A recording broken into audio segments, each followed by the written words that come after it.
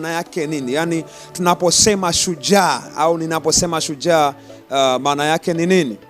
Kwa kifupi nitakupa maana kuu mbili za shujaa. Inaweza kuwa na maana nyingi, lakini ninapozungumzia shujaa nitakuwa namaanisha maana hizi mbili. Maana ya kwanza ya shujaa, shujaa ni mtu mwenye moyo thabiti anayeweza kukabili mambo hata kama ni ya hatari. Kwa hiyo tafsiri ya shujaa ni mtu mwenye moyo thabiti anayeweza kukabili mambo hata kama ni ya hatari. Katika maisha ambayo mwanadamu anaishi hapa duniani, huwa anapita katika vipindi fulani vigumu sana, vipindi vya hatari.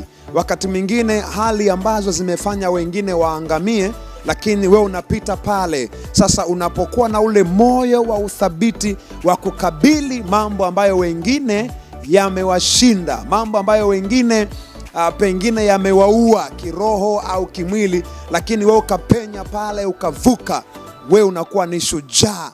Shujaa. Kwa nini? Kwa sababu umeweza kukabili mambo ambayo ni ya hatari na wengine yaliwa